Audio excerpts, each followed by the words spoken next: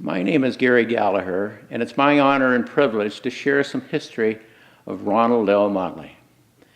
I first met Ron in 1978 when I filed the first mesothelioma case that arose out of Pearl Harbor Naval Shipyard. I met Ron and about 10 other asbestos lawyers back then, and Ron was a natural leader even then. Ron and his magic personality took charge of everything, and at the end of the meeting invited me to go back to Barnwell, South Carolina with him. And he would share every single thing he had in his asbestos litigation library. And he opened up his entire collection to me, which contained 5 file cabinets. Well, I was there. I learned everything I could at that point in time and started working with Ron. But before I left, I had the pleasure of meeting Ron's senior partner, Mr. Solomon Blott.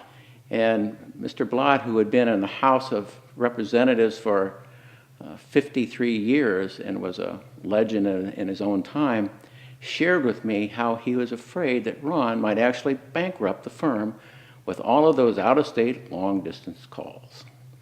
Well, needless to say, Ron surmounted that and many other struggles. Along the way, Ron became an extremely formidable litigator. It was my pleasure to work with him in those early days, taking depositions all over the United States. During one of those deposition trips, I was separated from Ron, and this is probably in the early 80s, and I got a call from another lawyer saying that the plant manager for Johns Manville we were going to depose had passed away. He had been in charge of their program of not informing the workers when they were diagnosed as having the disease asbestosis. If they were just diagnosed, they would just let them keep working until they were disabled. Well, when I told Ron about this death, I said, "Ron, I wonder what he died of. Maybe it was an asbestos-related disease." And Ron said, "I know what he died of." And I said, "What?" Ron said, "His conscience exploded." That was typical of Ron's quick wit and extraordinary sense of humor that he applied from start to finish to the asbestos litigation.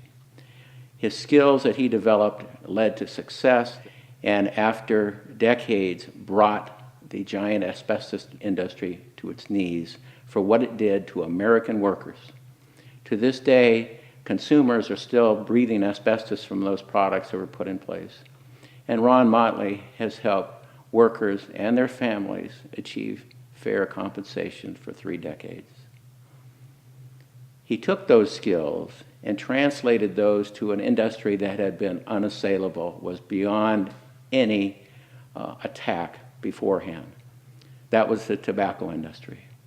Again, his partners thought Ron was going to bankrupt the firm, taking on a fight that was tilting at windmills and couldn't be won.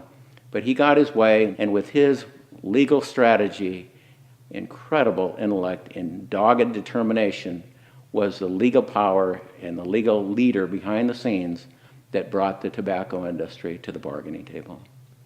That achieved the finest hour for trial lawyers in the United States, and Ron Motley was the legal mind behind it. Ron Motley's strategy changed the way we perceive cigarette smoking in the United States.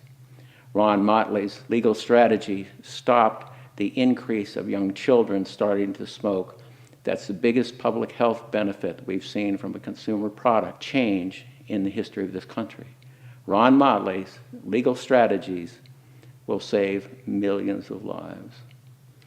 Ron Motley's achievements stand alone. No other trial lawyer in the history of the United States has achieved such profound effect because of litigation.